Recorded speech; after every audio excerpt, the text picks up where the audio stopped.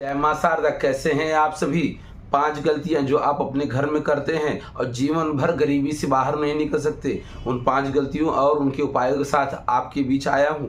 यह वीडियो पूर्णतः देखें। दुनिया में सकारात्मक और नकारात्मक दोनों तरह की ऊर्जा मौजूद है। ऐसा नहीं कि कोई व्यक्ति जानबूझकर नकारात्मक ऊर्जा को अपनी तरफ आकर्षित करता है। हालांकि कई बार हमारी गलत आदत या किसी की गलती की वजह से नकारात्मक ऊर्जा हमारे जीवन में घर कर जाती है। हालांकि जितना मुमकिन हो सके हमें नकारात्मक ऊर्जा से एकदम दूर रहना चाहिए। किसी की ईर्ष्या बुराई करना छोड़ देनी चाहिए। दूसरों से लड़ाई झगड़ा लालच आलस्य इन तमाम तरह के नकारात्मक विचारों से हर एक व्यक्ति को बचकर रहना चाहिए। हमें प्रतिदिन एक कोशिश करनी चाहिए कि हम बीते दिन से बेहतर इंसान बनने का प्रयास करते रहें। यहाँ तक कि ध्यान रखें कि आप किसी की बुराई ना करें। हमारी ऊर्जा हमारे पास के आसपास के वातावरण से ही प्रभावित होती है और ठीक उसी तरह हमारे आसपास का वातावरण हमारी ऊर्जा से प्रभावित होता है।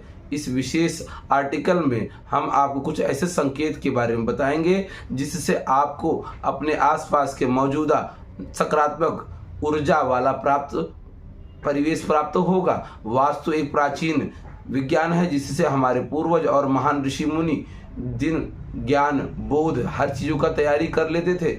उन्होंने यह पाया कि प्रत्येक दिशा में रखी जाने वाली वस्तु सही या गलत तरीके से रखी जाए तो उसका भी जीवन में बहुत बड़ा प्रभाव पड़ता है और वह हमारे जीवन का हिस्सा बन जाता है। बल्कि किसी भी जातक के मानसिक शारीरिक पारिवारिक एवं आर्थिक इत्यादि जीवन को भी बार बार प्रभावित करना का प्रयास करता है। ऐसे में हम आपको इस 5 ऐसी चीजें बताएंगे जो जी आपके घर में सुव्यवस्थित होने से आपके जीवन में सुखहाली बनी रहेगी।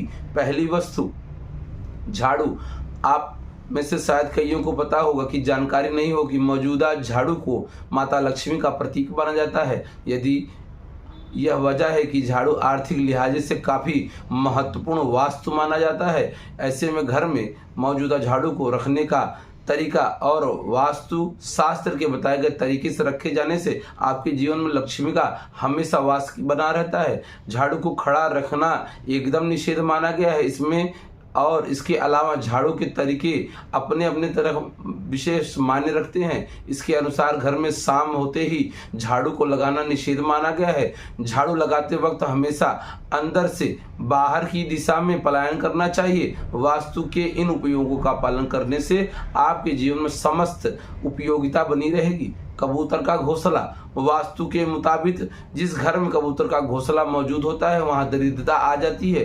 खास करके यदि किसी कबूतर का अंडा फूट जाए तो उसके निचले हिस्से में उसके भविष्य में आर्थिक संकट आने का सूचना मिलता है। ऐसी स्थिति में इस बात का ध्यान रखना चाहिए कि आपके घर में कहीं भी कोई कबूतर अपना घोंसला ना बनाने पाए। घर की 4 दीवारियों के बाहर कबूतर यदि घोंसला बना लेता है तो उसे तत्काल हटा देना चाहिए। करौंधे का पेड़। वास्तु में करौंधे के पेड़ को भी नकारात्मक बनाया गया है। इस नियम के अनुसार घर के आंगन में ऐसा कोई भी पौधा नहीं लगाना चाहिए जिसमें कांटे हो, जिससे उस घर के सदस्यों में आफत आर्थिक संकट की समस्या बनी रहती है। ऐसे पौधे जिनसे दूध निकलता हो उनको भी घर के आंगन में लगाना निषेध माना गया है।